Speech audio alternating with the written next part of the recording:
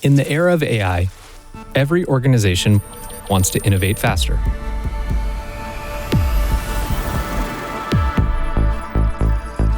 But their data, the foundation of AI, is holding them back. Data engineering teams are overburdened with manual work and tickets. Disconnected data sources require complex ETL processes to create the right datasets, and quality issues lead to prolonged iteration cycles with the business.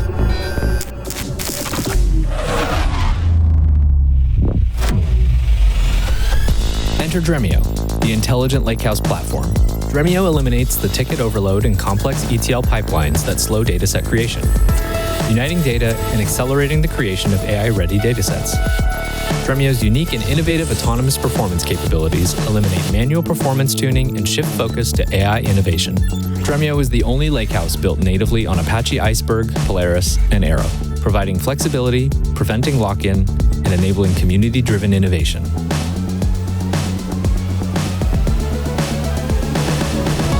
When you're ready to accelerate your AI and analytics initiatives, check out Dremio, the intelligent lakehouse platform.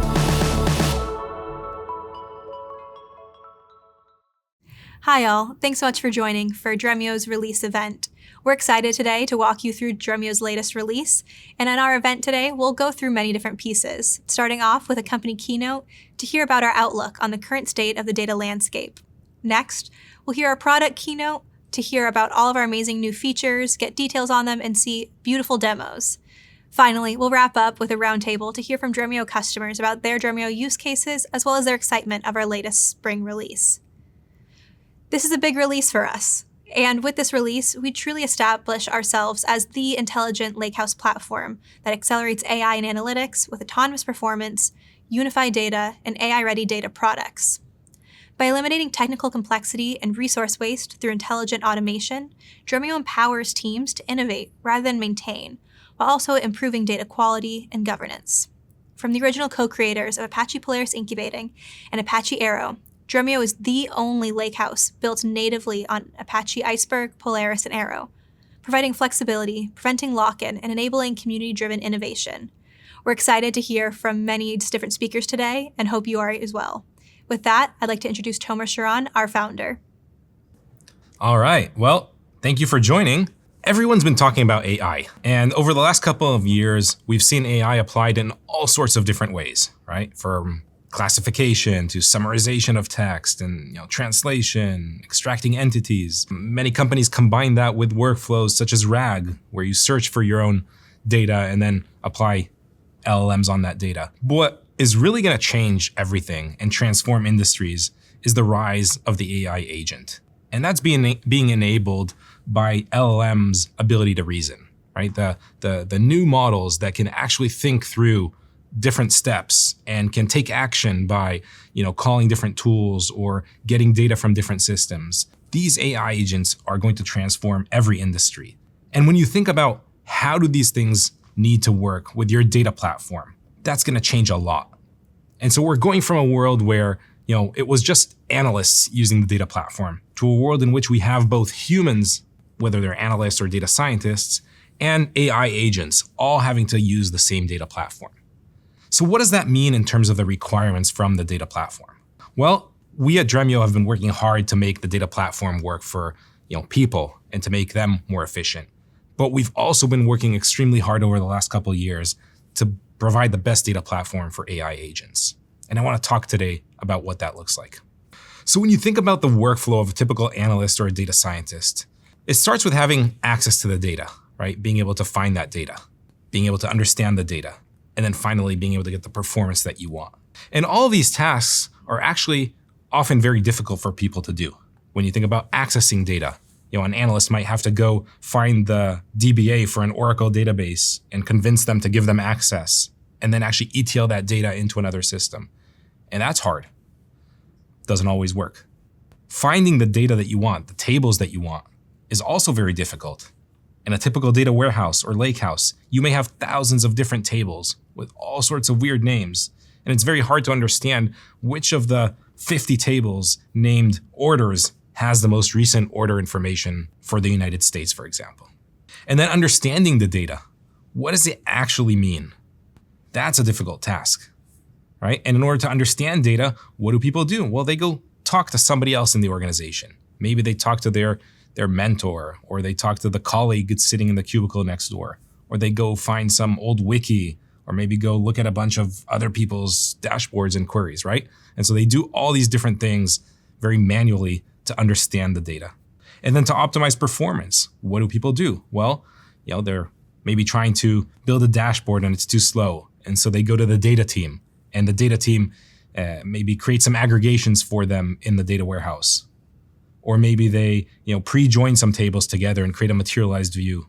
Or maybe they go and create Tableau extracts or Power BI imports. So it's a very manual process, but at least people have a way to overcome these obstacles.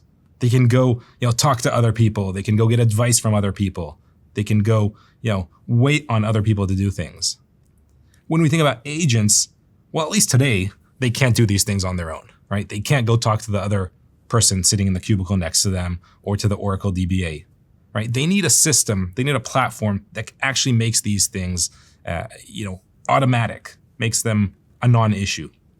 And, we've been working really hard at Dremio, actually from the beginning, to solve a lot of these problems. But even more so in the last 2 years, knowing that these have become even more critical in a world of AI agents.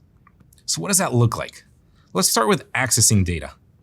A typical company without Dremio looks something like this. They have data in various different data sources. These can be, data lake sources. They can be relational or non-relational databases. They can be in the cloud. They can be on-premise. But ultimately, they end up wiring up some ETL for this data to be loaded into a data warehouse. And then from there, that data is usually not fast enough or clean enough. And so they end up creating, Tableau extracts, Power BI imports, cubes, or more often than not, really just pre-calculated tables within the data warehouse. And this is where you find data warehouses that have hundreds of thousands of tables. Because for every new use case, for every dashboard, somebody ended up creating some, table where the data was pre-joined or pre-aggregated so that it could actually be faster. And the problem with a stack that is this complicated is that there is no self-service. The user at the top can't go, wire all this up on their own.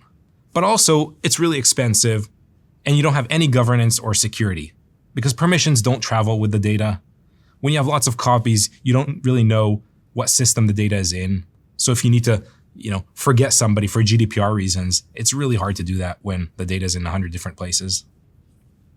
And so these problems, they were always really big problems for people. But for AI agents, they're even more critical.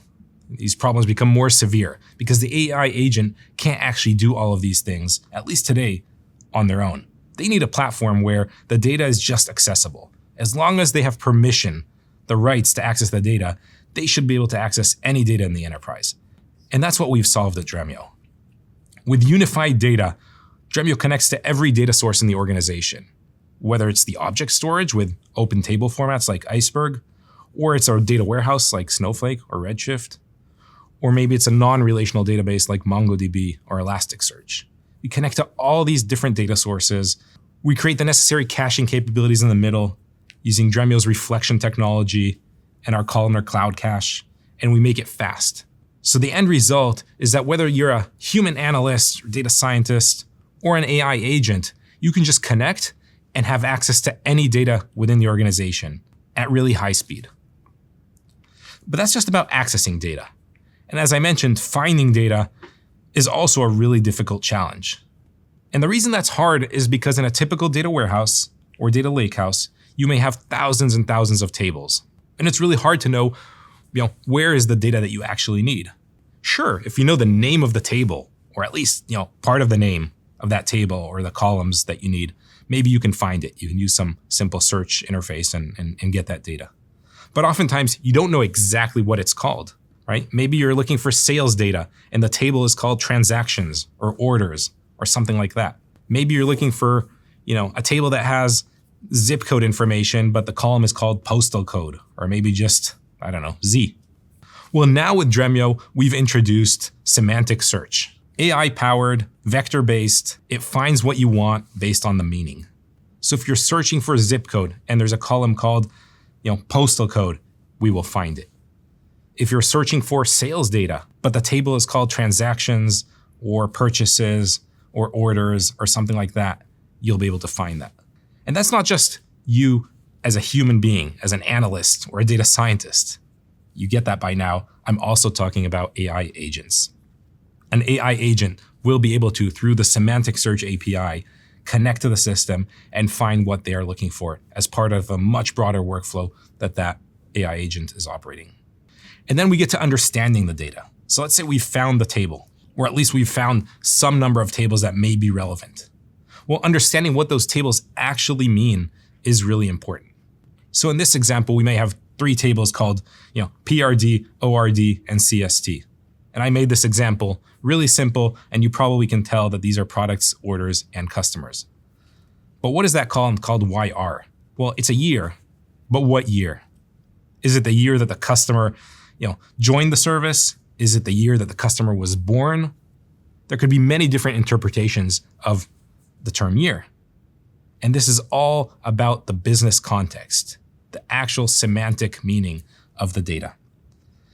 And so Dremio provides a built-in semantic layer. It's actually the only data platform that has a built-in semantic layer that makes it really easy to co-locate the business meaning, the business metadata alongside the data, so that you can understand every column, every table, and the relationships between these tables. And by having that understanding co-located with the data, sure, again, people can benefit a lot from that.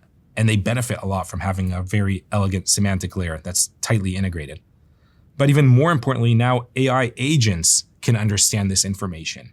And for an AI agent, this is the difference between an incorrect and a correct answer, between taking the wrong set of actions and taking the right set of actions. So this becomes super critical when you think about a data platform for AI analysts. Finally, performance. We often don't think about performance until it's actually a problem. But every data analyst, every data scientist, every BI user has run into this problem. You try to do something and it's too slow. So what do? You go to the data team and you say, hey, this is too slow. Can you please help me? And they end up, let's say, creating maybe an aggregation table where data is pre-aggregated, or maybe pre-joined or pre-sorted in different ways. Maybe they, create some extracts. But the problem with this, well, there are many problems. For one, you're then restricted to that aggregation or that join, and you kind of locked into that specific materialization. But also you're dependent on somebody else to do that work. And that means they have to prioritize it. It has to fit in their schedule, and you have to wait for them to actually do that. What we've now introduced with this new release of Dremio is autonomous performance. A platform in which you don't have to worry at all about performance. And we've achieved that with 2 groundbreaking capabilities, things that have never been done before. One is autonomous reflections, and the other is iceberg clustering. With autonomous reflections, we will automatically learn the query pattern, learn the behavior of users, and create these aggregations and these sorts and different data structures. We will pre-create them. We will incrementally maintain them. And when new queries come in, we will automatically and transparently use them. Even in our own internal testing, this has made workloads like TPCDS multiple times faster with 0 additional effort. Our own internal data lake, which we use to analyze our own business data, when we turned this on, we didn't tell anybody. And the next day people thought something was wrong because queries were coming back in a fraction of the time. That's what autonomous reflections does. It takes away all the effort from having to optimize performance. The system does it automatically, and it uses AI to learn the query patterns and to figure out what are the right set of structures to create, which then get used automatically and transparently when new queries come in. We compile them into query plans, and we replace parts of those query plans with these different materializations entirely transparently to the user. With iceberg clustering, we've created the first solution in the industry for clustering of iceberg tables. Unlike traditional partitioning, you no longer have to worry about problems like data skew, slow ingestion, small files, and all sorts of other pain points that people have with partitioning. With iceberg clustering, we incrementally sort these tables over time so that you get maximum performance, regardless of what engine you're using on the data. It could be Dremio's query engine, it could be Spark, it could be DuckDB, or any other tool that you want to use on the data. All of them will be fast because of Dremio's Iceberg clustering technology operating behind the scenes and making every Iceberg table fast. That's something that's never been done before, and it works not only for read-only access, but for read-write access from any engine. With autonomous reflections and Iceberg clustering, we have now achieved autonomous performance so that people don't have to worry about performance, but also AI agents can simply interact with a data platform and get maximum performance without having to do anything. They just find the data that they want, ask the questions that they want to answer, and get the results really, really fast. So I've talked about kind of the key steps in the workflow of an analyst or an AI agent that's interacting with data. And I want to spend a little bit of time talking about the characteristics of a data platform for the AI era.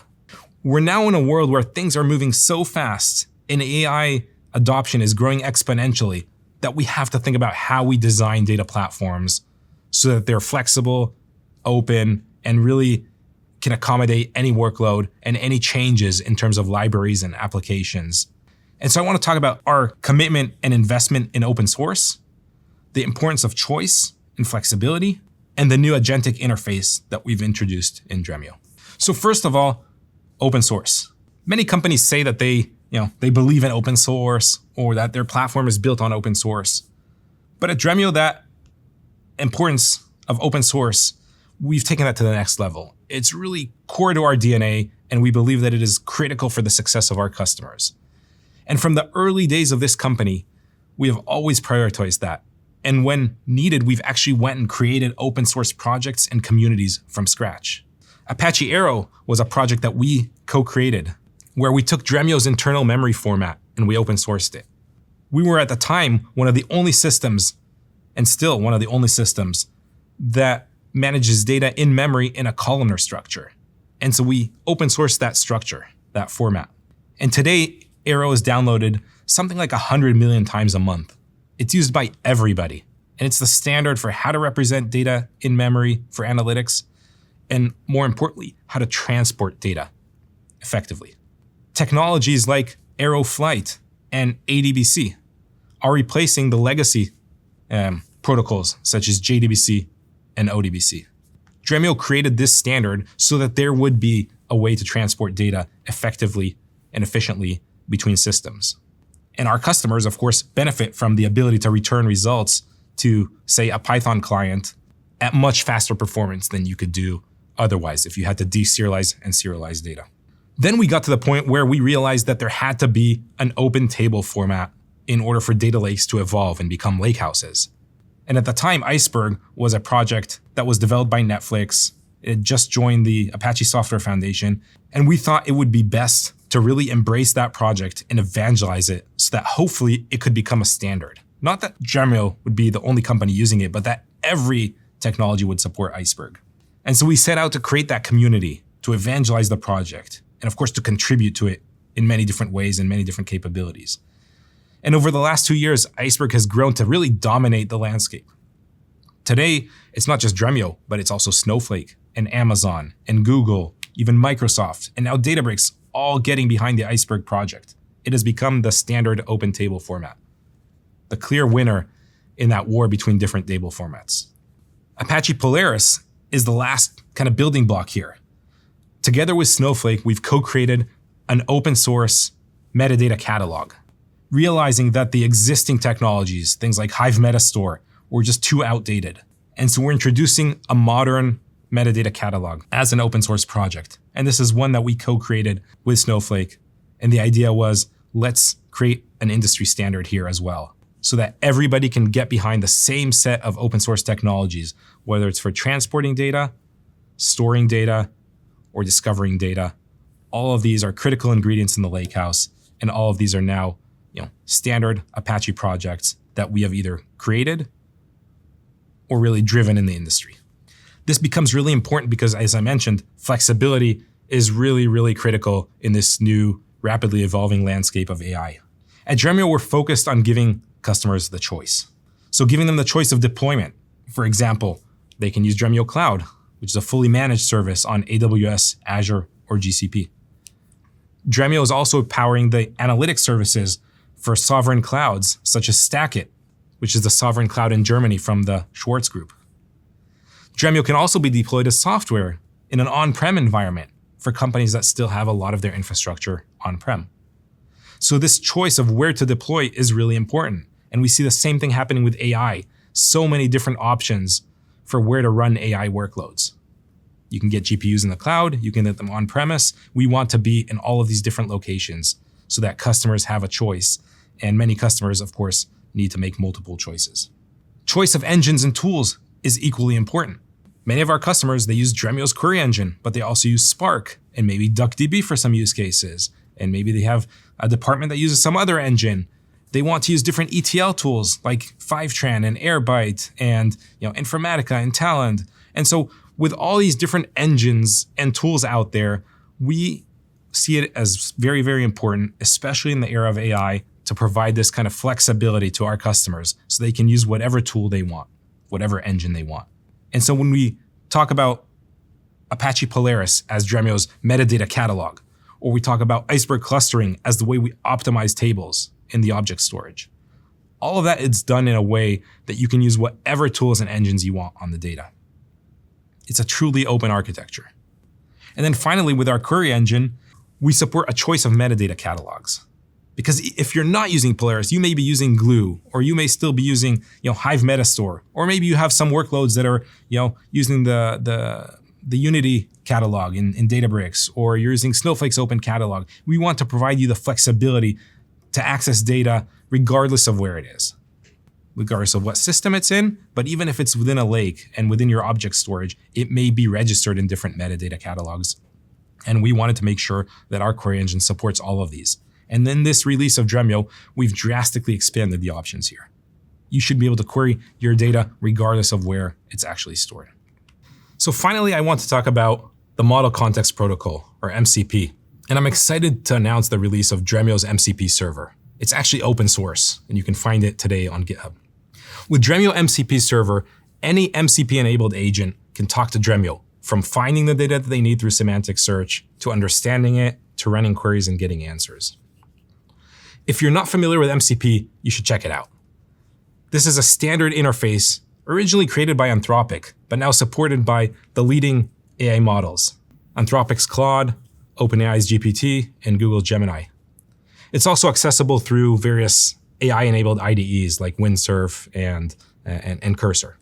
What MCP allows you to do is plug and play different tools or different services into agents so that those agents can communicate with those systems.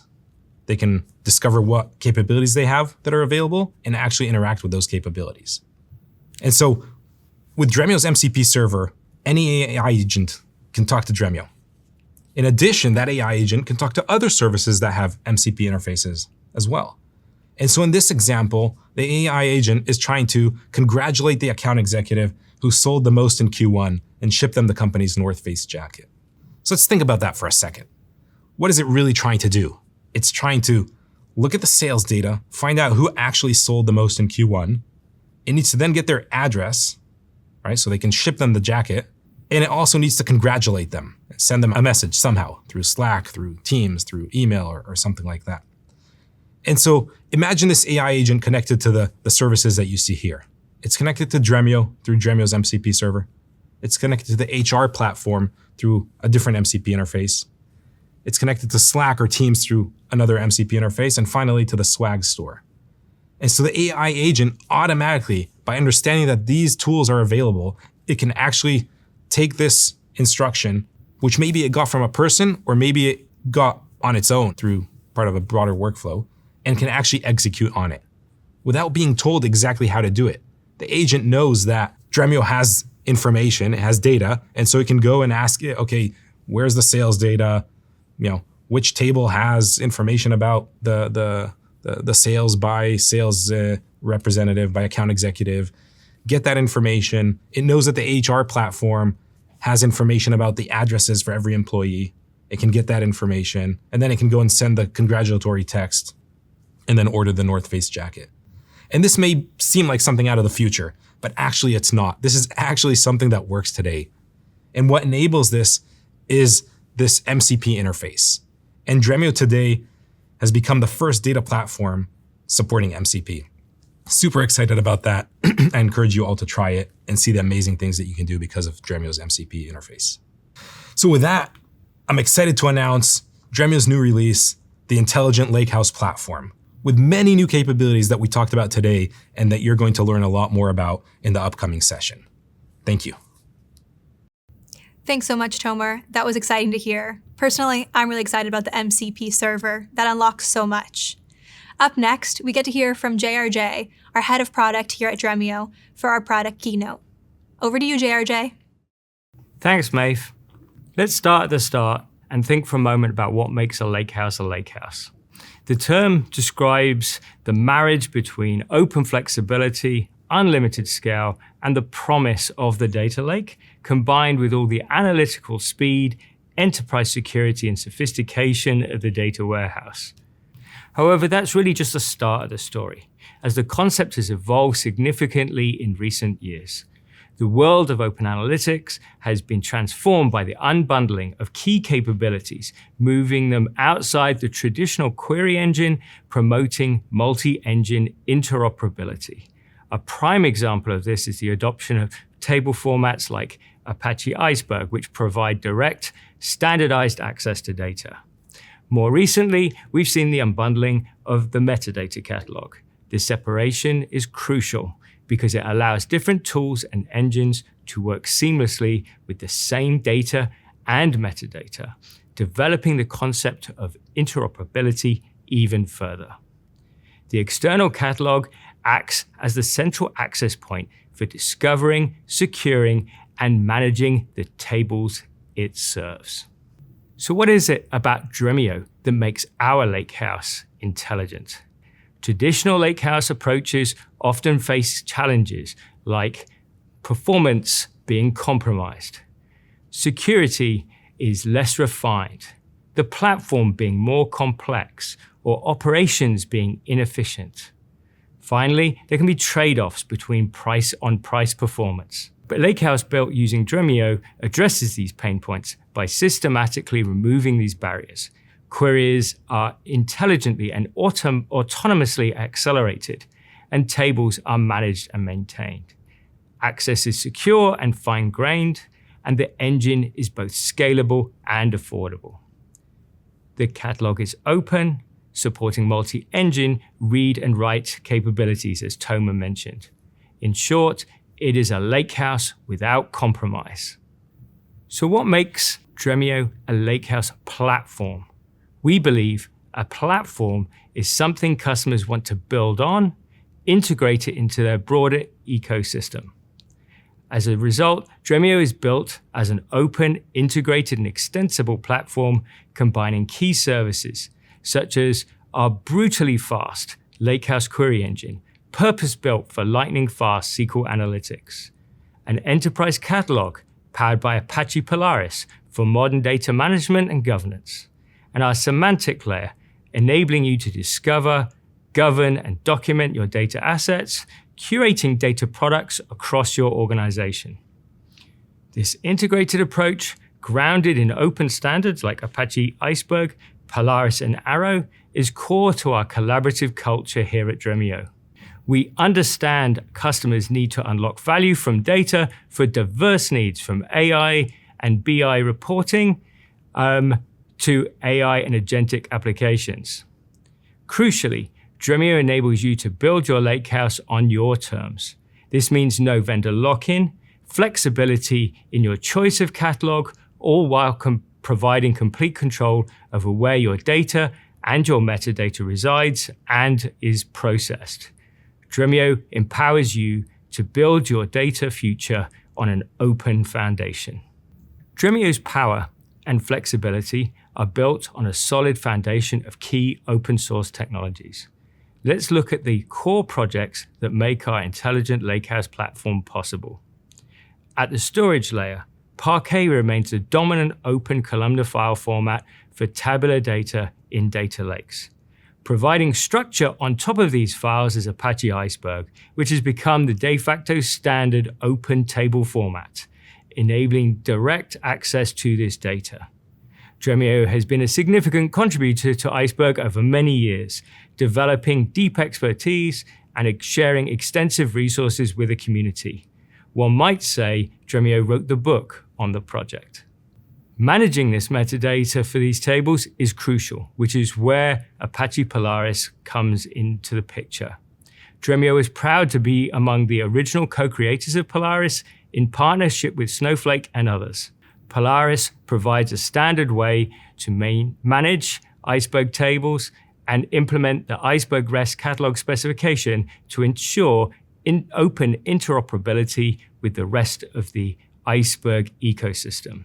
Finally, Dremio's performance DNA comes from Apache Arrow, for which Dremio is also one of the co-creators. Arrow sets the standard for columnar in-memory analytics, enabling high-speed data processing and movement, further enhanced by innovations such as Arrow Flight. This deep commitment to the foundation and leading on open source projects ensures our customers benefit from rapid innovation, avoid vendor lock-in, and maintain flexibility and control over their data stack. How long does it take to create a data set? We all know the answer is often too long. Sometimes it's days, sometimes it's weeks, who knows, perhaps even months. As I mentioned earlier, people often feel the need to compromise on performance or freshness with data lakes as they're bottlenecked in the delivery of data. But another major factor is the process bottleneck. Data consumers, the SMEs in the business, are often blocked by central data teams, the data producers, whom they depend on for timely access or the creation of new views and curated data sets. Dremio helps eliminate this delay. Our platform capabilities, including the intuitive semantic layer combined with autonomous data acceleration, break this dependency. They empower data consumers to self-serve by easily discovering data and creating their own virtual data sets without waiting for central IT and without compromising on performance or freshness. With autonomous performance, we're tackling some of the most common and persistent lakehouse challenges: the need for specialized expertise from central data teams, the time-consuming manual optimizations required to deliver business-ready performance, and the continuous effort of managing acceleration resources. Dremio pioneered query acceleration on the lakehouse with a technology called reflections, which can revolutionize query performance. However, up until now, realizing this potential often required users to manually create candidate workloads, define appropriate reflections, and then continuously create and manage them. This took valuable time and effort away from delivering the actual business value. In this latest release, I'm delighted to announce that we have made reflections truly autonomous. This means the Dremio engine now intelligently analyzes query patterns and data usage to automatically recommend, create, and maintain reflections behind the scenes. It ensures optimal performance with minimal human intervention, significantly reducing the management overhead and democratizing query acceleration for all. Now, automating query acceleration is key, but performance also depends on efficient data layout. So in addition to autonomous reflections, we're also simplifying data management by introducing native support for Apache Iceberg tables. This feature makes it much easier to organize data physically within your tables for better query performance, crucially avoiding the need for users to design and manage complex, brittle partitioning schemes. Together, these advancements in autonomous performance and simplified data management directly address those key lakehouse challenges, reducing reliance on specialized expertise and freeing up your teams to focus on insight, not infrastructure. Let's take a closer look now at how autonomous reflections can achieve this. Thank you, Georgie. I'm Sharon Kamal, Principal Product Manager at Dremio, and I'm truly excited to show you one of our new exciting feature, autonomous reflections. We've all struggled with slow BI dashboards at some point. Performance tuning can be difficult and time-consuming, and that's why we are proud to roll out this new exciting feature that will delight our customers. For quick definition, autonomous reflections are intelligently created and managed materializations based on query patterns that access persistent cache, automatically optimizing performance while ensuring queries run on a live, up-to-date data with no SQL changes required on the user side.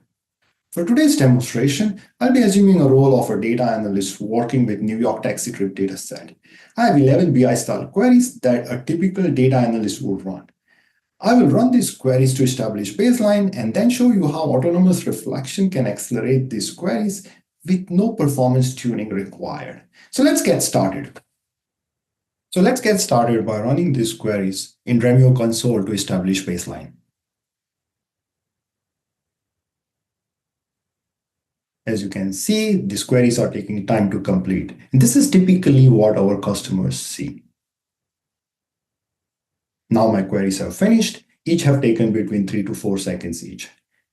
And you can see that none of these queries were accelerated. So let's go and inspect the state of reflections from reflections page. I have 3 reflections. They were not leveraged in accelerating my queries because they are on a completely different data set. In version 26, Dremio will analyze query patterns and automatically create reflections. This process typically happens at midnight, but for demonstration purpose, I'm going to trigger this process using a REST API. Let's refresh my reflection page to see if there is a new reflection created using autonomous process.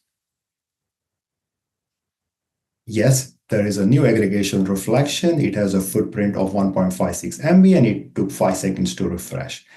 Now I'm going to go back and run my queries one more time. As you can see, queries are running fast. This dramatic improvement was achieved without any manual intervention. This is power of autonomous reflection. Let me take it a step further and change my first query, which was grouping on hour of a day to month of an year.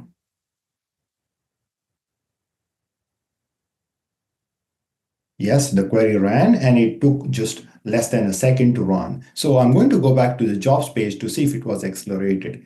And you can see this query was accelerated. What you have just witnessed is autonomous reflections in action. This capability eliminates time-consuming manual performance tuning, delivers sub-second response time for AI/BI workloads, and significantly reduces compute cost.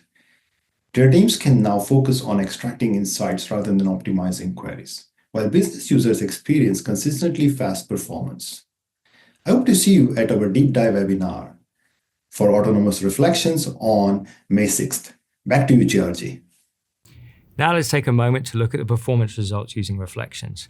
Running the 1 terabyte TPCS benchmark directly against the lake can take around 7 minutes, which is a pretty good baseline.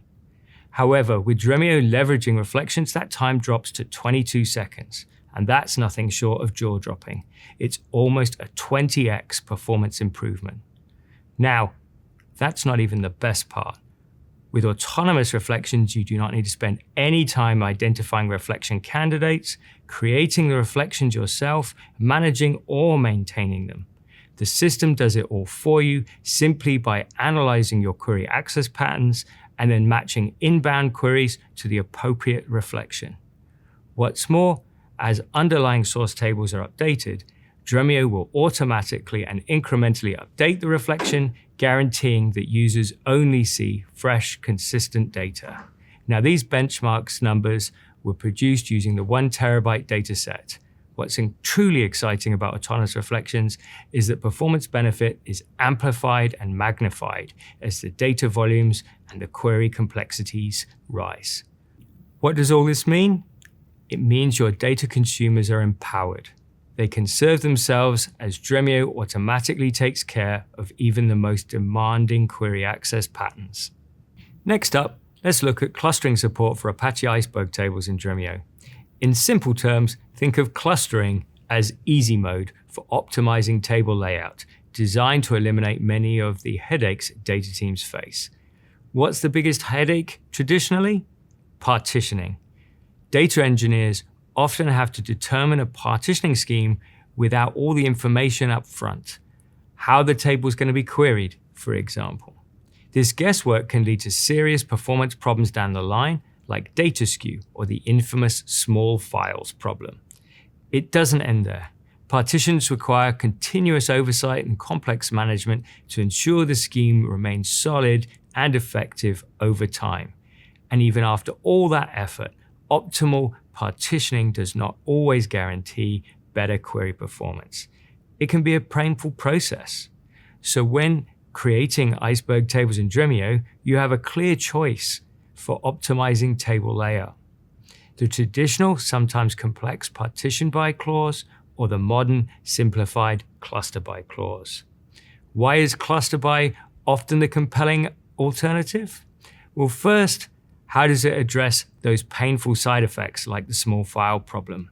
By defining cluster by key, you instruct Dremio to optimize the physical data layout during maintenance operations. This process intelligently compacts numerous files into optimally sized larger files, directly tackling the small files issue without needing complex partition schemes just for file sizing. Second, users can achieve more predictable query performance even with highly skewed data. Clustering helps co-locate related data based on the chosen keys, which can mitigate the negative performance impact of data skew more effectively than some partition strategies allow. Finally, cluster by greatly simplifies ongoing table maintenance. Instead of constantly managing and potentially rewriting complex partition structures, Dremio utilizes background optimization processes based on your clustering definition to help maintain an efficient data layout as your table evolves. And that's irrespective of the engine that you're choosing to read or write the data. This significantly reduces the continuous manual oversight needed when compared to traditional partitioning. Choosing cluster by in Dremio offers a powerful and yet simple way to ensure efficient data layout and performance, avoiding many common data lake table headaches. Let's take a look at this in action with a quick demo. Over to you, Casey. I'm Casey Kars, Director of Product Management at Dremio, and I'm really excited to show you Iceberg clustering today. Iceberg clustering intelligently optimizes the data layout in an Apache Iceberg Lakehouse by automatically organizing data files for faster queries, compacting small files, and optimizing metadata to enhance performance and storage efficiency. What makes this so valuable is that it eliminates the manual effort of data layout optimization, dramatically reducing query times and compute costs. For today's demo, I'll be taking the role of a data platform engineer who's supporting analytics teams working with large data sets. A common problem we see customers face is the challenge of optimizing data layout in their data lake. Many data engineers struggle with partitioning decisions that can lead to small file problems and performance issues due to a lack of perfect knowledge of their data up front. Let me show you how Iceberg clustering solves this problem. So if we look here at this table that we created up front, this is a hash partition table from the New York City taxi trips dataset. We're making the choice to partition this by day based on the pickup date time. This would be something that a data engineer or analyst would typically do, thinking, I'm going to filter this data by day, so I may as well partition it by day too, without really understanding the underlying data structure. Once this choice has been made, if we examine the ramifications by looking at the underlying files of that table, what we see is that there are 730 individual data files, each with about 500,000 records, and approximately 3 megabytes in size. What we've effectively done is created a small file problem for ourselves because we used partitioning to physically separate our data with these rigid boundaries based on date. This is a common customer problem that we see where customers focus too narrowly on filter criteria of their queries, thereby over-partitioning their data and inadvertently creating a small file problem. The question becomes, how do we make this easier and more intuitive for people creating tables without perfect knowledge of their underlying data, while still getting the performance they want and protecting them from the small file problem? The answer is Iceberg clustering. Looking at the syntax here, we're going to create the same table, the clustered version, and we'll cluster it by pickup date time. Notice we're not doing any transformations on this because we don't have to. It's more intuitive to simply specify the column we want to use. We're working with the same dataset, creating a new table, clustering by pickup date time. So if we look at the files themselves after running this, something interesting happens. Instead of 730 separate files, now we have just 7. And those 7 files are mostly targeting the 256 megabyte file size that Dremio prefers for optimal performance. How does this work from a query optimization and execution standpoint? Not only do we have fewer files now, but because of how a clustering algorithm works, we lay out the data within the files more efficiently.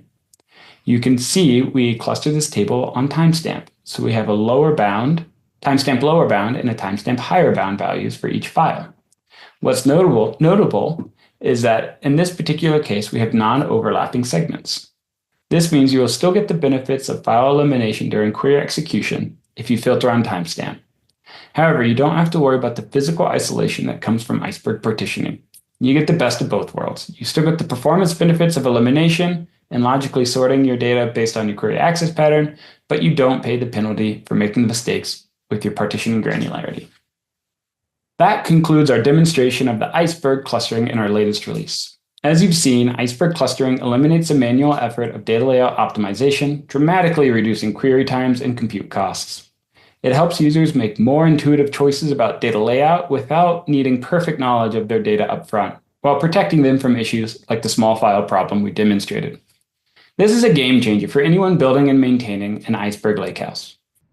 The catalog is the foundation of any lakehouse architecture, but a metastore alone isn't enough to build a true open lakehouse platform. A true enterprise catalog consists of 3 critical elements: the metadata store, enterprise security and governance, and automated table optimization.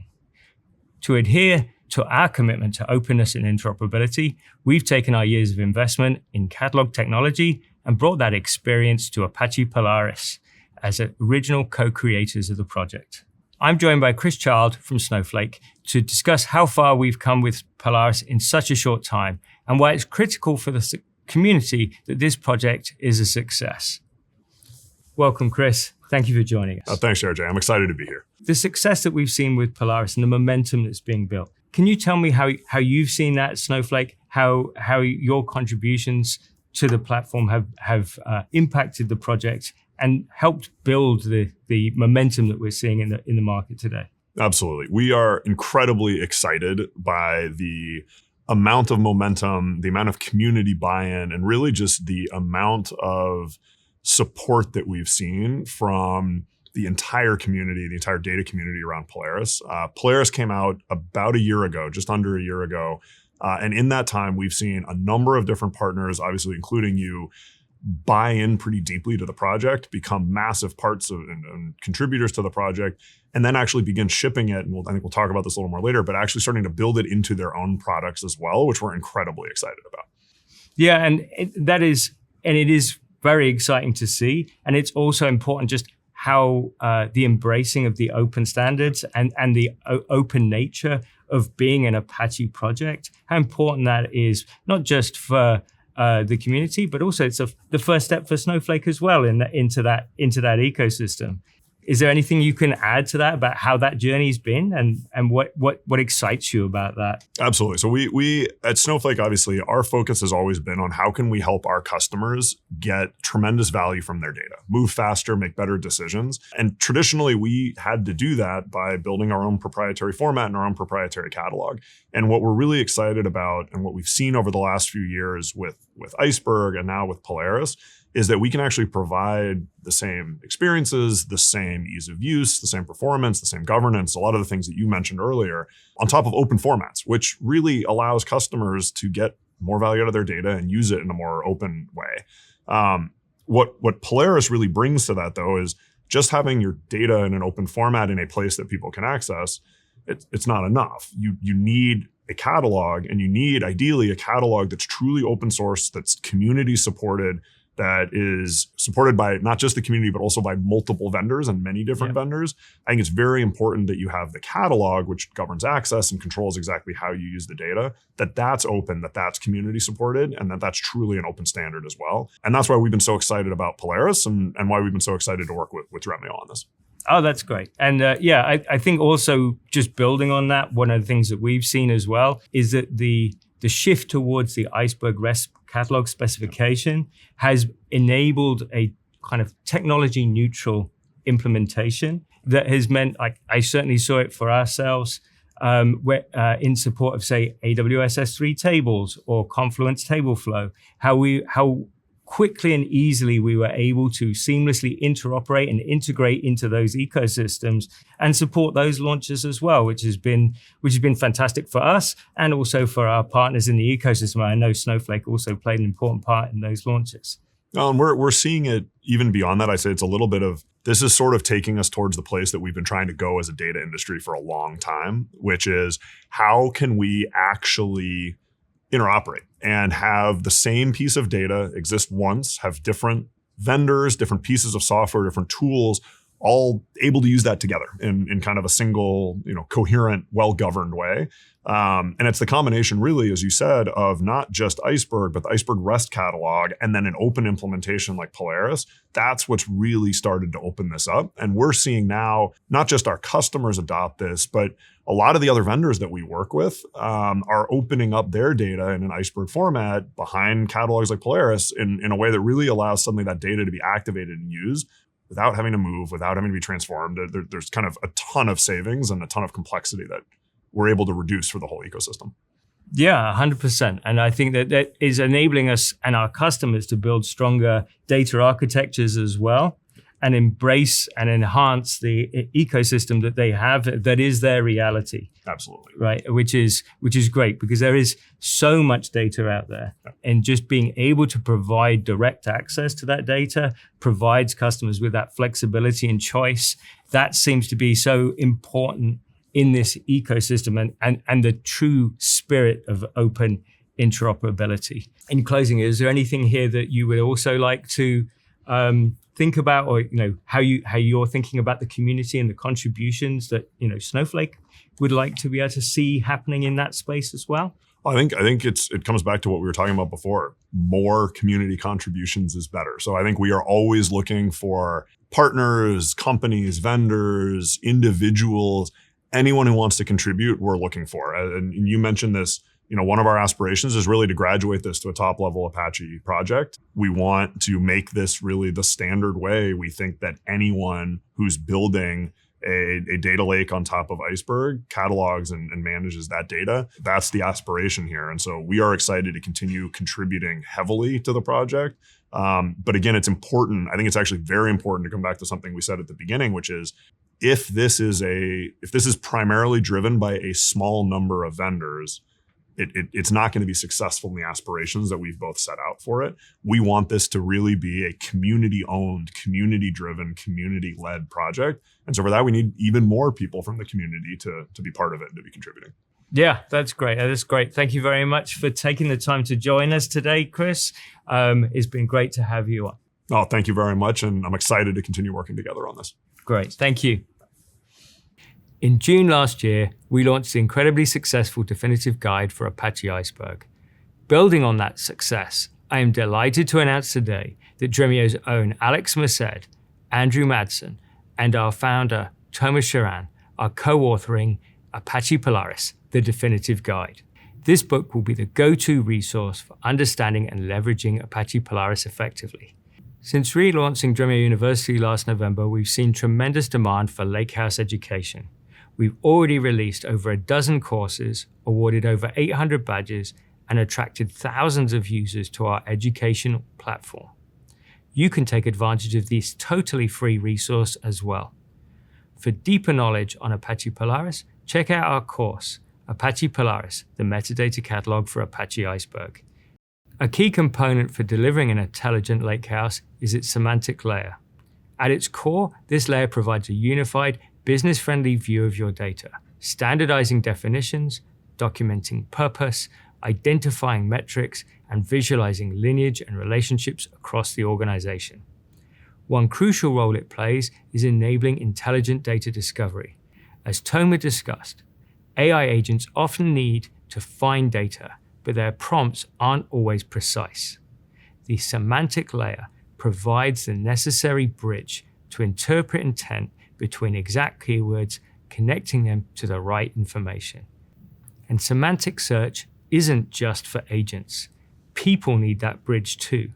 This is especially true in the modern workplace, where the colleague sitting next to you for quick questions might now be a Zoom call away. Finding the right data efficiently becomes even more critical in the modern workplace. This is why we've built these powerful semantic search capabilities directly into the Dremio platform, making data discovery intuitive for everyone. Thanks, JRJ. I'm Isha Sharma, Director of Product Management at Dremio, and I am thrilled to demonstrate AI-enabled semantic search, one of Dremio's newest capabilities as part of this next generation release. AI-enabled semantic search makes it simple for users to discover data assets and more in their enterprise's data estate, just using plain business language. No SQL or technical expertise are required. So today, I'll step into the role of a data analyst at a large organization who is looking to quickly find relevant data sets for an analytics project. Let me show you how this works. For this demonstration, assume that I have limited knowledge about the data sets that are in this environment.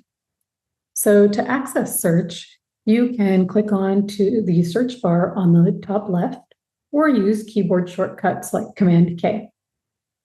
So let's go ahead and start by searching for NYC. And as you can see, search immediately returns direct matches based on table names alone.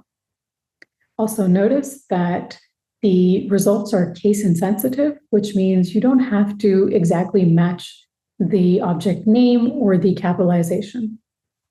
You're also getting back jobs, and those are based on queries that have run on the relevant data sets.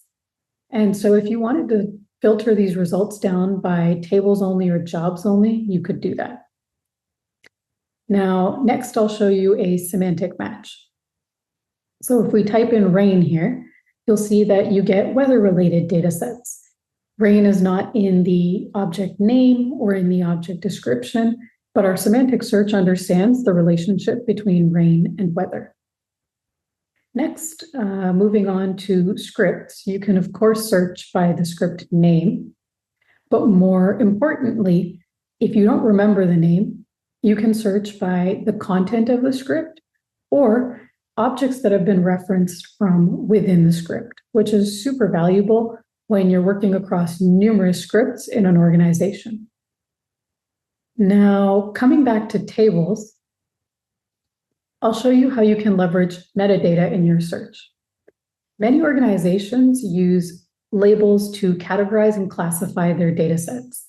When I type in public data, which is a label in our environment, you get back NYC taxi trips iceberg, as it's classified that way. You can also search for content that appears in wiki descriptions. So for example, searching for TLC will give back matches where the acronym has been used in the documentation, not just the table names. Finally, our advanced search allows you to filter results by advanced parameters such as owner or last updated time. And when you found a result that is relevant, that you'd like to explore more or query more, you can go straight to our SQL runner and query it immediately, creating a seamless flow between discovery and analysis. As you've seen in this demonstration, AI-enabled semantic search reduces data discovery, the time from days to seconds, even with complex data environments. Faster data discovery significantly accelerates AI and analytics initiatives. I hope to see you on May 27th at our deep dive webinar on data discovery with AI-enabled semantic search. Back to you, JRJ. Okay, let's shift gears and talk about integrating the rapidly evolving world of AI agents with your enterprise data in Dremio. A major challenge holding this back has been the lack of standardization. Historically, every AI agent and every tool required complex custom integrations just to communicate effectively. This is where MCP, a new open protocol backed by industry leaders such as Anthropic, OpenAI, Microsoft, and now Dremio, is changing the game. MCP standardizes how AI agents discover, understand, and invoke external tools and data systems like Dremio. Think of it as creating a universal translator and interaction standard for AI agents. Hello everyone, I'm Aniket Kulkarni, software architect at Dremio, and today I'm excited to talk about Dremio's new MCP server. I want to use some real-world use cases to showcase how powerful it can be. So for that, let me tee things up. On a recent project, I wanted to come up with default resource recommendations for memory and other things for various Dremio components to put in our help chart. I would usually use the anonymized and sanitized product telemetry that we gather to our internal data lake. And for that, I would just go to my friend AJ, the product manager, who owns these data sets, who is familiar with the layout and the relationships of data. But he is unfortunately out. So then the other option I have is to use the Dremio semantic layer, go to the data sets myself, explore these data sets, and find out all the answers that I need to find out. But how about I show you another way to do the same without knowing anything about the data? And this involves using the Dremio MCP server. So here I have started up Claude Desktop, which is integrated and configured to use the Dremio MCP server. If you want to know more about how to configure and how to connect Dremio MCP server to your Dremio instances, we have a blog up on dremio.com. So with this, let me start by something simple. Let's just ask it to list all the tables that contain any metrics that I might have collected for customers clusters. And off it goes. It will obviously, the server will ask us permissions to make sure that we are okay using the tools that it has discovered from the Dremio MCP server. And then with that, it will start exploring for us and do some cross-referencing and try to come up with insights that will hopefully allow us to figure out the answer that we need, or if we want to get a overall breadth of information and then dive deeper into things that are of interest. So let's just let it do its work for a little while, since it's searching through all the data that we have gathered.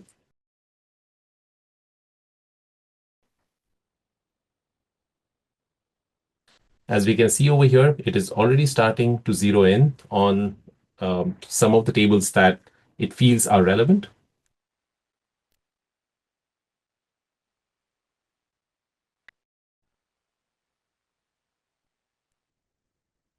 Looks like it is already starting to list out some of the things, and just eyeballing this, I can see that the schema, the space called support, seems to be interesting because it has a few of these things that seem to relate to sanitized data from the customers.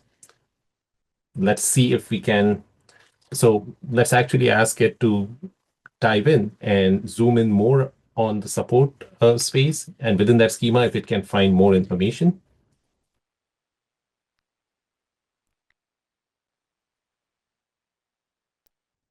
The exploration seems to be going well because it seems to have narrowed in on some tables, which by the look of it seem to have to do with memory and other resource related things, as evidenced by things like max heap cluster, and that's what even Claude says. Now, it has also done some sampling, so I'm able to figure out that both the infrastructure metrics table has Kubernetes versus non-Kubernetes deployments, and just beyond the names of the tables, it has given me something more to work on. So it is also suggesting that I can build on top of this for ease of future analysis by creating views, by creating data products. We'll take it up for that suggestion as well. So first, let me try to get to one of the core questions I had.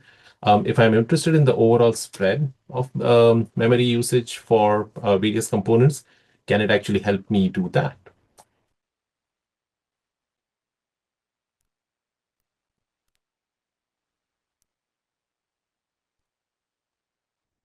Now that it seems to have finished analyzing, it's also helping me out with at a glance visualization so that I can quickly consume the data that it has created.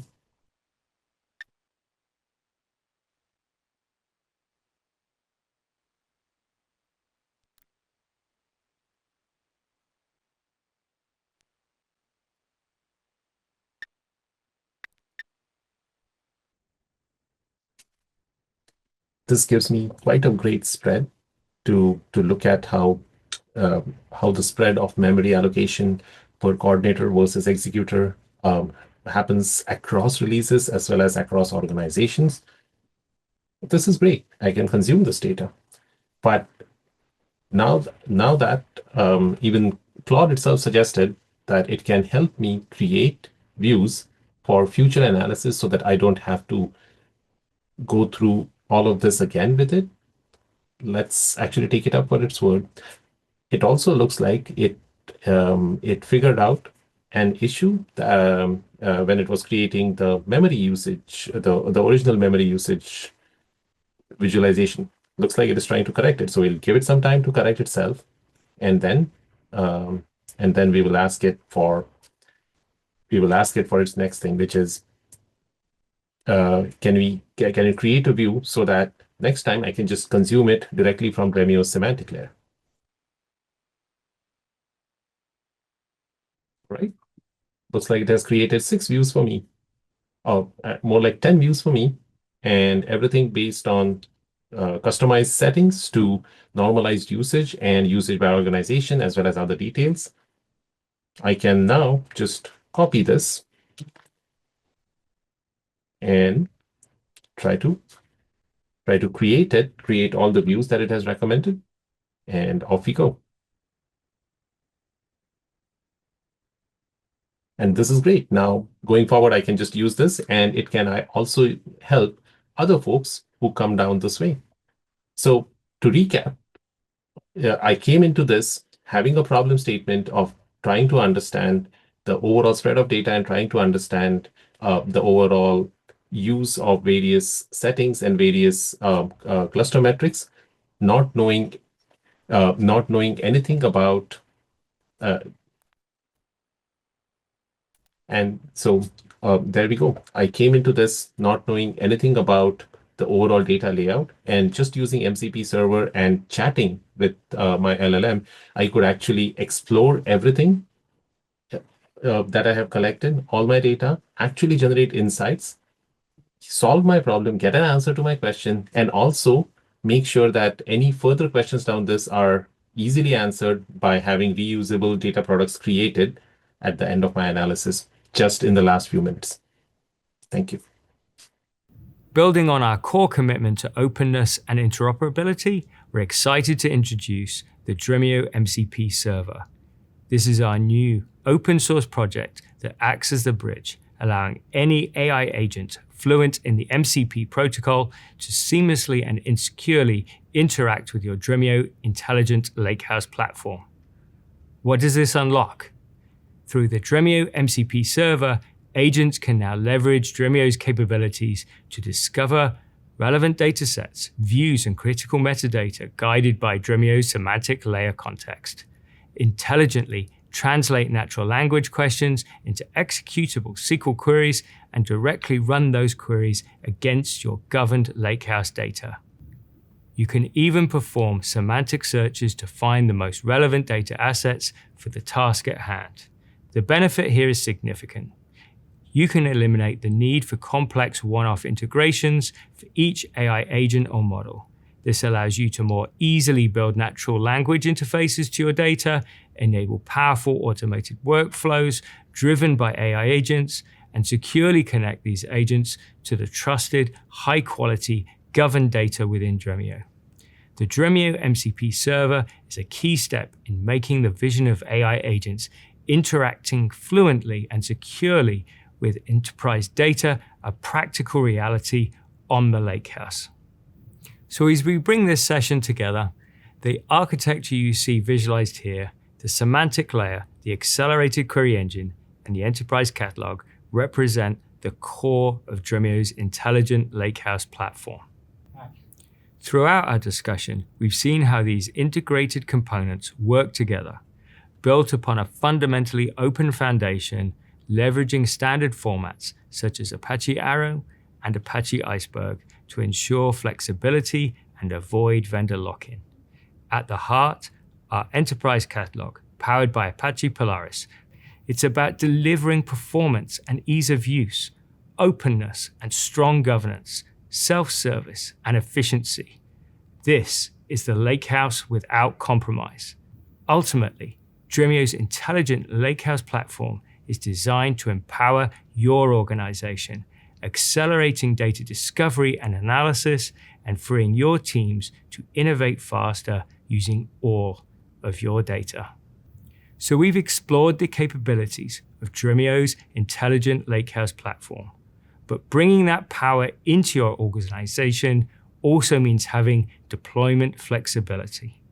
We firmly believe Dremio should be available on your terms, fitting into your infrastructure strategy. As you can see here, Dremio provides options across all the different environments and management models. Whether your data resides primarily in the cloud or on premises, we have you covered. And whether you prefer to manage the Dremio software yourself for maximum control or leverage a fully managed Dremio SaaS offering, you have that choice. We provide complete Dremio platform offerings for self-service managed deployments, both on-premises and in the cloud, as well as our fully managed Dremio cloud service. Once you've got to grips with the spring release, I'd strongly recommend exploring our open source MCP server and build the future of agentic apps. You'll be amazed at what you can achieve with these products. As you can probably tell, we're incredibly proud of this release and confident it will help you unlock more value with less effort using our intelligent Lakehouse platform. We hope to see you in the upcoming sessions, and we look forward to hearing about your experience. Come build the future with us. Thank you. Hi, I'm Bill Hostman, a research analyst at Dresner Advisory Services. At Dresner, we cover the technology and success drivers of business intelligence and now increasingly agentic intelligence. We've just published the results of our active data architecture and semantic layer market research reports focused on what makes up an AI-ready, adaptable data architecture and the capabilities and technologies required for successful BI and increasingly intelligent AI use cases. This new AI era demands a data foundation with robust semantic layer that provides business meaning and context. You can download the complete report today from Dremio website to learn more about what powers AI-ready, adaptable, analytic data architectures. I look forward to discussing our research findings with the Dremio team in the upcoming webinar on May 14th at 8:30 Pacific time. I look forward to seeing you there. Hi all, thanks so much for joining. I'm excited today to have 3 of Dremio's customers to chat about their use cases of Dremio, as well as future-looking statements with respect to the Dremio's release that just came out April 8th. I'm so excited to have Antonio Abisad of Sodexo, Carl Smolka of TD Securities, Mark Sear of Maersk, and Tomer Shiran, our own founder of Dremio. Thanks all for joining. Thank you. Pleasure. Thanks for having us. Great. With that, we're going to jump into a series of questions that'll be addressed both generally and specifically to each of our participants, as well as times we'll have Tomer chime in too. And we are going to dive right in with the first question, which is a general question for all of our customers on this call. Would love to hear from each of you, what were your main data challenges that led your organization to initially consider Dremio? I'll jump in, chaps, if you like to get it going. So for me, it was data silos. For us, we have a large legacy estate, and we have sort of data splattered around our organization. And really, the first challenge we wanted to solve was making that data accessible to people. If it's accessible, people can use it. So that was really the first thing that Dremio helped us with, was accessibility. I can jump in. So I think it's similar to what Carl was just mentioning here, but just to understand also better, I would like just to also maybe explain where the data evolved within Sodexo, and to understand this currently Sodexo, It is in food and facility management. So it's a world leader in sustainable food and facility management. And I'm saying this because it's about 80 million consumer per day. So why it's important is to understand that data is created and consumed everywhere within Sodexo. And as Carl was mentioning, one of our challenge is as we are present in 45 different countries, we have also siloed everywhere with different technology. And one of our challenges was to hide all this complexity to all the users of data, being citizen users, data analysts, data science, etc., and to be able to provide them a kind of one semantic layer, one same understanding of the business data. And this is the main reason, yes, why we have thought about using Dremio. So the first year was mainly to put the foundation, one semantic layer for global, but also one semantic layer per region, all seen as one global semantic layer. And now we have about more than 500 data assets that are in production and using all the same common language worldwide within the 45 countries with about more than 200 data citizens. And it's growing really fast. So adopting all the same language through the same semantic layer. Nice. Well, my go, I guess. So the first thing I would say is that, intriguingly enough, Sodexo features in the most popular query that we're using at the moment, which is on an HR system we've implemented. And the question is, where do I find my Sodexo card, and how do I charge my Sodexo card? So you're a bit famous in Maersk. They're going to love that when that comes out. We started off only intending to use Dremio in one small use case, and I think it's a tribute to how well it acted in that small use case that we now have 5,000 users at least executing millions of reports a day, absolutely millions of reports a day. And I think at a guess, we've got somewhere in the region of, we use tables rather than data sets because it's an easy level that we all understand, somewhere in the region of 25,000 tables now in Dremio. And it started off as, what can we use for some core data sets or one particular area? And it's now kind of has grown organically and successfully as well. So super happy with what we've seen so far. Doesn't mean we're excited or we're less excited about the future. And in fact, the release after this one is the one that I'm super excited about when we get more Gen AI. But it's a great product for what we've done. Perfect. I appreciate all of those answers, and thank you for giving me the lead into talking more about this release. I would love to pose the question around, since you've implemented Dremio for your Intelligent Lakehouse platform, what's been the most significant way it has enabled your organization to create or be ready to create those AI-ready data products, or empowered your business users in AI agents with better data access? And I'm going to go ahead and pass this to TD Securities if you guys want to chat about this first. Okay, yeah. So, I mean, I might repeat myself here a little bit, but, the most important thing was getting access for many people. And I think one of the big things that Dremio has in its bone is the self-service mentality around things. So we, like many people, as a technologist, we get inundated with, requests. Can we have this report? Can we have this? Can we have that? And I think we're all starting to realize that sort of centralized model of pushing everything through a central IT team is just not scalable. So for us, leveraging the sort of self-service sort of mindset has been a huge enabler. So, we have a pretty strong data strategy when it comes to sort of adopting things like domain-orientated data sets and that sort of stuff, and sort of modern data management principles. But it doesn't mean much if people can't get hold of that data and can't get access to it themselves without having to have sort of long, arduous conversations with your IT department. So whilst I think Dremio has played via that sort of accessibility and sort of the democratization of data, that has really allowed us to get our sort of AI-ready data products out there to the masses. And the more people you get using data, the better the quality becomes, and the more it can become a standard across the organization.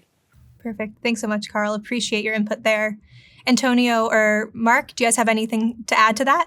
I wanted to illustrate the answer to this question by an example. The example is the complexity and how to tackle within Sodexo the complexity of our diverse point of sales system, because in each country we have different point of sales, and each point of sales has its own data model.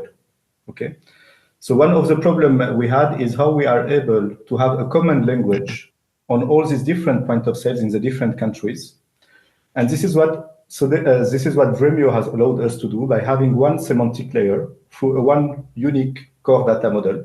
And by having this, I mean, the win that we had is to connect all these point of sales only once and then being able to reuse multiple times, because we were able to connect to this unique semantic layer.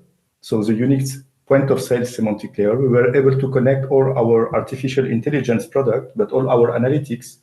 And as Carl was mentioning just right now, we are able to enable also all the self-service analytic through the same semantic layer. So this is a real win that we had, and it has allowed us to resolve this kind of point of sale system diversity problem. Perfect. Thanks so much, Antonio. Mark, I'm going to use your excitement around our latest release to cue us into our next section. And I'd love if you could answer a quick question. So we are really excited about our latest release. Obviously. It went live on April 8th, and it really focuses on intelligent automation. And how do you see capabilities around intelligent automation, such as autonomous reflections and others that we released, addressing pain points in your current data architecture and organization? Wow, long question, short answer. It will save us time and money.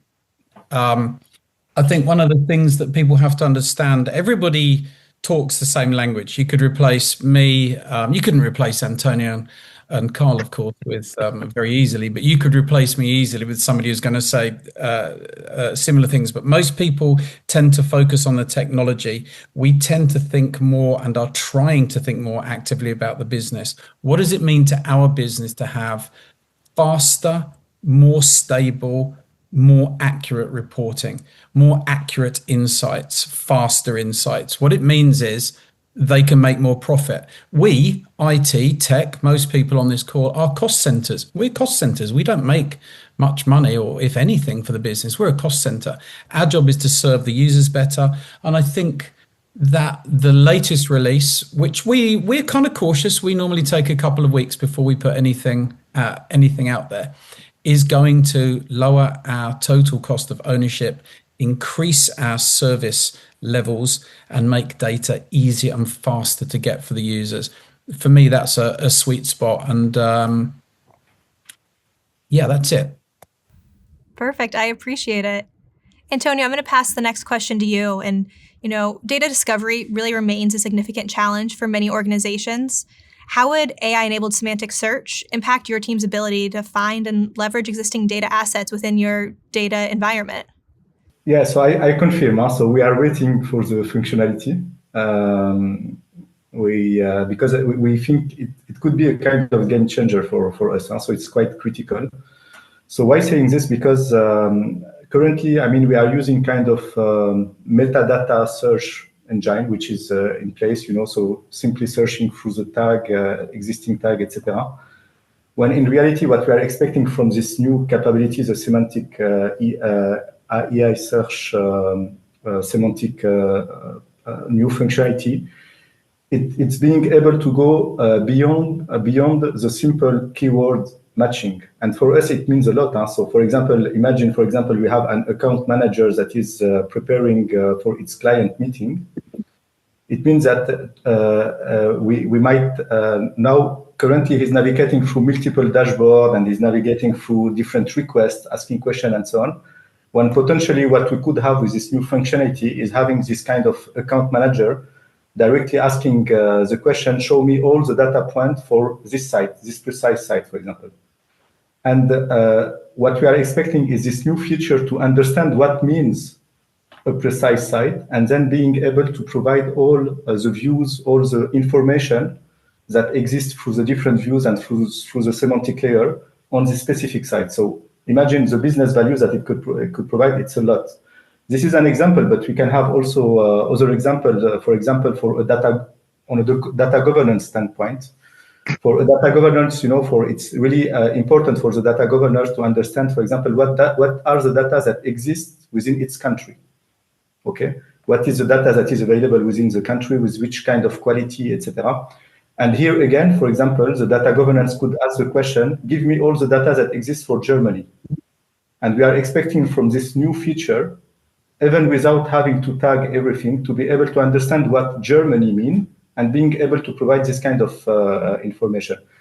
And last but not least, here again, to provide another example, for example, for a data analyst, is to be able to understand, for example, here again, on a specific context, to be able to understand the overall, for example, information that are required for a point of sales or for a site, by just having to ask a question, and he's going to be, and we were expecting from this new feature to be able to search automatically and through intelligent way on the different views, but on the different rows, on the different columns, and being able to understand what is requested and to provide all the kind of information.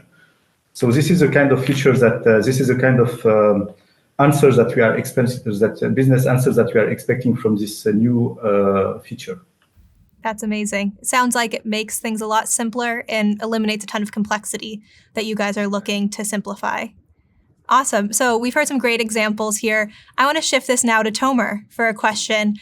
Could you please briefly explain how the intelligent automation in this Dremio's most recent release represents a shift in how organizations can approach data architecture?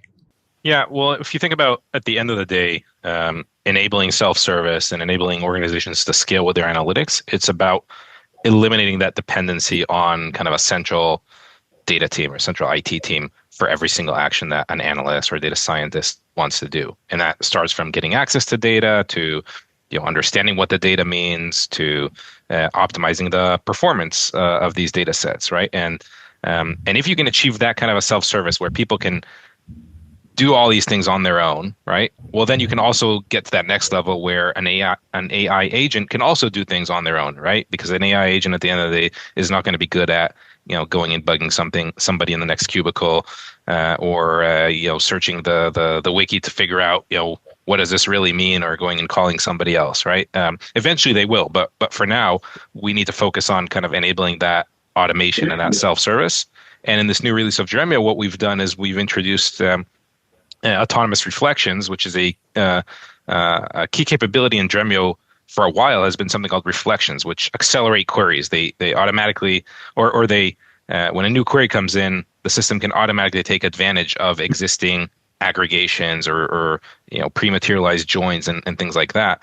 Well, with this new release, we automatically figure out what are the right aggregations to pre-create and what are the right joins and different sorting orders and so forth to pre-create.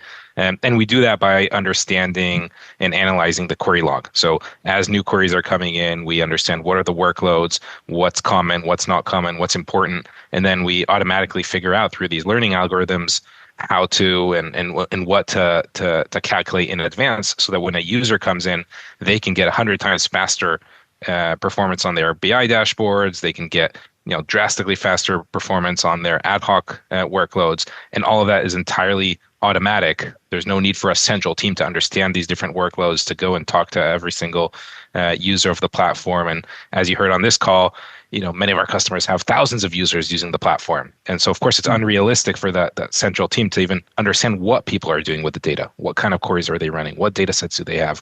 The system, in order to achieve this kind of self-service and in order to empower this new era of AI agents, the system has to understand these things on its own. And that's really what we've released as part of this new release of Dremio.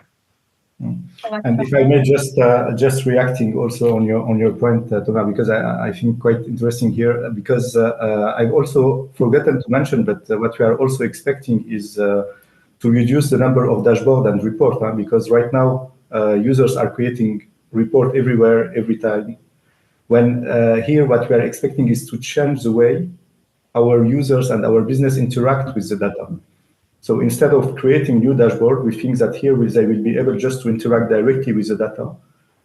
It will facilitate, it will change the way they interact on the day-to-day. It's a paradigm shift. I think you're right. It's an absolute paradigm shift. If I take our organization, we have, if you take, it is a known fact, I think, that if you take a Power BI dashboard and you show it to two people, it begets the creation of three more Power BI. It's like employing a McKinsey consultant. It's not necessary in reality. And if there's any McKinsey people watching it, and other companies can apply to that as well. And I think for the first time, we'll start to see, I truly believe, a shrinking number of dashboards. Exactly what Antonio just said, that it will shrink because people will say, I no longer need to take vast aggregations of data, put them into the cube in the hope that one day I might need one of the 2 trillion calculations I've just made. They'll reverse that and say, I will get the answers to the questions I want in the right time. It's a paradigm shift, and it's super. And I think on top of this, go ahead, sorry. Especially considering that each time, in fact, even if you think it's the same questions that you want to ask, and this is why we are building report and second, third report, etc. When in reality, I mean, the salesperson or the data analyst each time has a different question. Yes. Yeah, it's about a chain of thought. And for me, it's about freedom as well. I often speak to people in the front line, and the worst thing for them is they are constrained. If you take a cube, you're constrained. The questions you can ask sit in a little cube, and that's it. You can't suddenly say, oh, I've just been thinking, what about X? This will finally allow that. The combination, particularly when AI comes more into it, AI agents, your chain of thought is going to be amazing. I mean, I've got ADHD, so it's going to be wonderful for me. Absolutely wonderful. It's a game changer. So definitely a lot. And I think one of the other things we've released as part of this release is an MCP interface that basically wraps up all of these capabilities, from the semantic search to the automation to being able to query and the semantic layer. And that enables any AI agent to interact with all these different pieces of the platform and to get the answers automatically, right? So you can envision the AI agent, and it could be something as simple as, the Claude desktop, chatbot, right? Or the ChatGPT chatbot, or, some IDE that's AI enabled like Cursor or Windsurf or one of these tools, basically being able to integrate that information that's in Dremio, and starting with semantic search, even just finding the data sets that maybe the user is asking about or could potentially answer the question that's being discussed, right? And all the way to running the query. And of course, in the back end, the system now is using the AI-powered kind of reflection automation, the autonomous reflections, to make sure everything is fast, right? Because the agent, at the end of the day, they're not going to go talk to the data team and tell them, hey, this query is too slow, and then have the data team go and say, oh, we're create a different data set that's pre-aggregated or a cube, and why don't you go use that thing? That's still too complicated for the agent, and it creates a whole set of other problems like you described, where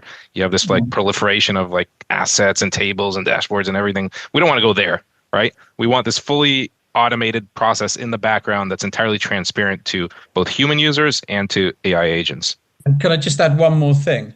Where this gets super exciting is when the agent itself can then think of the next question to pass into an agentic flow, and maybe go out and look at some contract documentation on the basis of what it sees coming back from a purely structured query. That's where the whole thing it's just going to be so wonderful. I can't. Completely. And Mark, you're definitely leading into our next section. Before we get into our industry trends and future direction, I do want to put one more question out there, Carl, especially to you. For those of you operating in a hybrid environment, how valuable is deployment flexibility across on-prem and cloud environments? Well, I would say if we didn't have that, or if Dremio didn't have that flexibility, we probably wouldn't be using it today. Working in a very, very heavily regulated industry. So 2D security is now something called a GSIP, so we're of globally systemic importance. It means that we have to operate in a pretty tight control environment.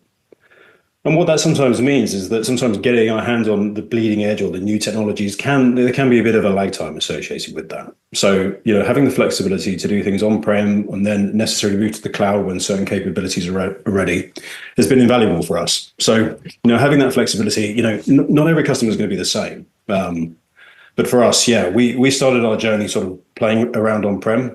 As things matured within the organization, we've since then moved that all to cloud, and we're now starting to think about our multi-cloud journey as well as that matures. Perfect. Appreciate that. Jumping back now into these industry trends and future direction, I'd love to open the floor up to all three of you and ask, what do you see as the top priorities on the horizon for your industry in the next 1 to 2 years? We can start off here with Antonio. Well, I mean, I'll answer simply. I mean, what the tendency, I mean, it's data centricity, because what we see is we hope and we expect the company to become data centric, full data centric by within the next 2 years, because we are all talking about agent AI and we are talking about artificial intelligence, etc. But all this will not be possible if the data is not there. Yeah, if the data is not on the right data quality and it is not governed correctly within a core data model, etc., with the right awareness everywhere within all the company. So I would say simply that the tendency is within the 2 years. I think we need to be data centric to be able to take advantage of all these trends that are now available for us, and meaning having the right foundation with the right semantic layers, the same language, in order to be able to rely and accelerate on the agentic AI, also agent talking to other agent, MCP, etc. So I'll keep it simple and back to basic, which is having the foundation strong and being data-centric. Perfect. Thanks so much. Carl, we'll pass it to you. What are the top priorities on the horizon for your industry? For the whole industry, yeah, I think it's probably the same for most industries, to be honest, when it comes to data. I think we're all coming to the realization that having a sort of data first mindset isn't going to be a nice to have going forward. It's going to be table stakes. And, I think when we take a step back and look at how do you drive that sort of organizational change, it's way more than just technology for us. It's about how do you change people, processes, everything within the organization to think differently. I remember when we first sort of did our internal pitch for our sort of modernization program, and the feedback that we got from our COO at the time was that a lot of this was very esoteric. As technologists, we like the details, we like all the acronyms and that sort of stuff. But it's a journey that the whole organization has to go on to. What is a data product? What is a semantic layer? This is all stuff that you have to treat. You have to. There's an element of literacy, is what I'm saying to this as well. So, I think organizations outside of the technology, they have a real journey on their hands around thinking about how they restructure and drive that change, not just inside of the technology, but the people, the processes of their company as well. So, I think it's clear it's table stakes going forward. Awesome. Thank you. Mark, any thoughts? Well, I've got two thoughts, as you may imagine. Well, the first one is in our industry, which is logistics, we'd like to have a little bit of consistency with tariffs because that affects us massively. So if you've got a line to Donny, if you could give him a ring, it would be great. And the second is about our industry in general, and I'll butcher the French language, so I apologize. The French saying, I believe, is plus ça change, plus c'est la même chose, which, apologies for Antonio. The more things change, the more things change, the more they stay the same. And I think having been in this business for data basically for 35, 40 years now, data quality has always been a problem. It's coming back again, guys. It's going to get worse and amplified with AI. Lifelong learning has always been a thing of mine. It's going to be the same, exactly as Carl said. It's about becoming literate with data, knowing how to use it, understanding how to ask the right questions. What people forget when they get a Power BI cube or something is it's a pre-chewed question. There's no real intellect required to use them. It's a pre-chewed question. Now you're going to have the ability to take your brain, your data insights, and really leverage it. And then the third thing I think is going to be really interesting is going to be leadership. We need people to be data leaders, not just at a senior level, a very senior level, but at my level. And every single person needs to be a data leader to fight for data, to fight for its role in the organization. I can say I'm 60 years old at the moment, 61 in August. There has never been a more exciting time to be in tech than now.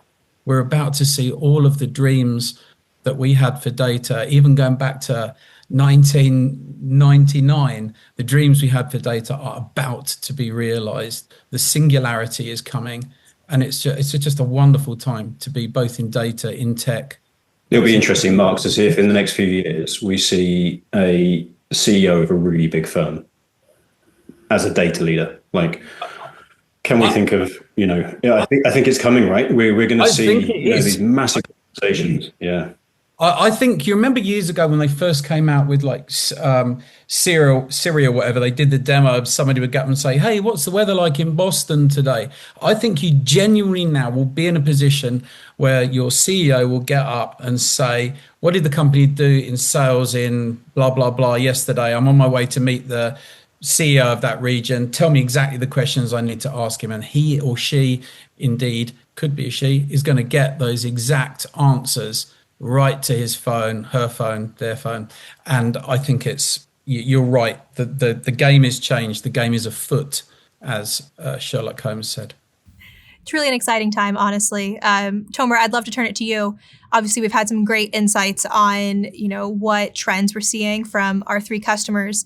You talk to a lot of our customers and people across industries. Any other trends you'd like to mention here?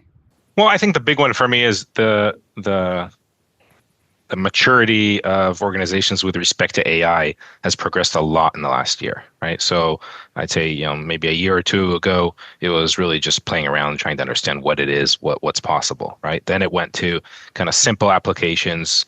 If you think about AI being able to do, summarization, entity extraction, translation, sentiment analysis, combining that with workflows such as RAG, right, where you're searching for data and then using these types of things on that data. Those are pretty simple applications, didn't fundamentally change kind of the business or what's possible, right? Didn't transform industries. But now with the rise of agents, right, which is really powered by the ability of these LLMs to reason, right? These new models that can kind of think through in multiple steps and take actions using a variety of tools and get data from systems. That's really going to change the game. And I'm, to the point that it will transform, I think, every industry. And I think organizations now are realizing that everybody has started kind of this race to, what is the right data platform to really power all of these different agents that need to be built, right? Because at the end of the day, yes, these LLMs, they're out there. They're, I can get one with a credit card and without a lot of money, but unless it's tied to my data as a company, it's not very valuable, right? It's maybe great at solving homework questions for my kids, but so what is that data platform? What does it need to look like in order for me to be able to build all these different agents that I need in an enterprise in order to be competitive with the world that will exist, 5 years from now or 10 years from now? I think everybody's understanding that and kind of racing towards that goal now. Can I add one thing to that? And I think it's something you're too modest to say, which is I think that you're spot on. But the crucial thing is that platform has to be open, because no one knows who the winner is going to be. Yeah. And no one knows. I believe we sit on the edge of exponential. So at the moment, we've kind of done that bit of the curve with LLMs and AI, and we're about to do that. That is the dangerous time for anything, when it goes exponential. If you've locked yourself into a proprietary catalog, something that isn't open, something that says everything has to go through our file format, etc., I think you're going to play yourself into deep trouble, because the world isn't going to hang around for one company. It's going to be very different than in the past. Yep. Well, we truly are at a turning point with a lot in our industry, and it's exciting times, as we've mentioned. Closing out here, I do want to, ask you guys for your advice for customers and other companies that are considering that intelligent lakehouse journey to be ready for all of these, changes and variables that you've talked about. What advice would you give to these organizations as they are starting that journey? Antonio, I'll go ahead and start with you on this. Yeah, I can start. So I think the advices are multiple ones. It's not one advice, but first one could be to focus first on the business problem. So it's all about business problem first, okay? But also I would advise really to have quick wins. So to avoid the kind of tunnel effect, okay? So to have a quick win and to balance the investment on the foundation with the investment of business use case, because usually what happens is you just focus on the business use case, but business use case without the right data quality, the right semantic layer, the right core data model, we can say it's kind of hallucination, because you're going to do a kind of pilot, and when you want to deploy the pilot, you will have difficulty because the data quality is not good. You don't have pattern, you don't have semantic layer. Okay, so balance the investment between use case, business use case, and foundational investment. I would say also to invest from the beginning on the right team, the right resource, having the right skills from the beginning, and to have one framework of work. For example, in Sodexo, we have chosen the SAFe methodology that we are using everywhere, but I think it's important to have same ways of working, because when we are talking about Dremio, when we are talking about the data platform, at the end, we are talking about a common platform. So when you have different teams that has to work on the same platform, it's important that they have the same framework from the beginning. And I would say also a kind of advice is to think the platform as kind of with a kind of global governance with regional autonomy, meaning empowering the most possible data citizen, data analyst, data scientist to be autonomous, to not become a kind of bottleneck, as Tomer was saying, having a kind of central team becoming a kind of bottleneck on the platform. Perfect. Thanks so much. Carl, on to you. Any advice? I mean, every organization is different, but I would say one thing that I think will hold true is, I'm going to repeat myself again a little bit, is it's not just about the tech.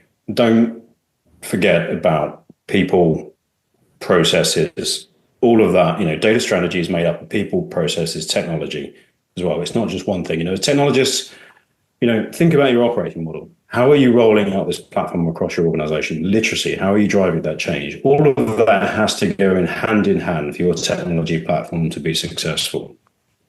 And I would say, lastly, you're rolling out great technology. Do whatever you can to reduce that barrier for adoption. Be relentless in your ability to automate things. You want people to get onto your platform with as little effort as possible, right? You want to, back to our old days stories about going through that centralized IT team. You've got to get away from that methodology and get to that point where people can just help themselves, And I think, the key word I like from this release is autonomous. Anything that allows us to focus on the actual value add of our strategy and not the noise around it. Perfect. That's what we need. But yeah, data strategy, my advice is more than just tech. Think about the people, the process, and the change of your organization. Have you got the right champions in place? Have you got the right executive support? That sort of stuff there as well. So, the tech's the fun bit, but don't forget about the other stuff as well. Perfect. Thanks so much. And last but certainly not least, Mark, any thoughts and advice here? Listen, I think the other two guys have covered it, or the other three guys have covered it amazingly. The only thing I'll possibly add is to think about where you sit, you as an individual, and I address here the data engineers, the people out there, the people actually doing the grunt work, the people whose lives this affects.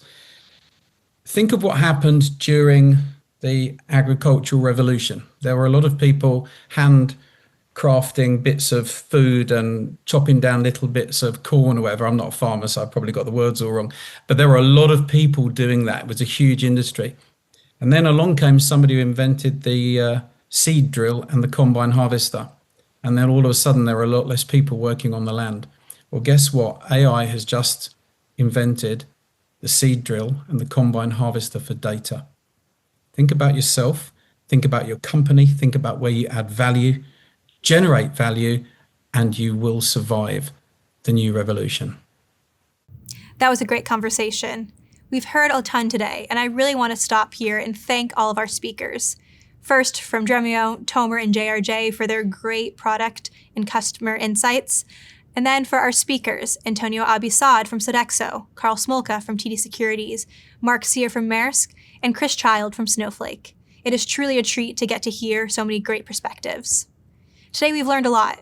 We've talked about how Dremio accelerates AI and analytics with autonomous performance, unified data, and AI-ready data products. We've learned about how eliminating technical complexity and resource waste through intelligent automation, Dremio empowers teams to innovate rather than maintain, while also improving data quality and governance the whole time. There's so much more to learn, and I look forward for all of you to join our data deep dives continuing forward, starting Tuesday, May 6th with the Autonomous Performance with Dremio session. Try Dremio free today, and we look forward to seeing you in the next one. Thanks for joining.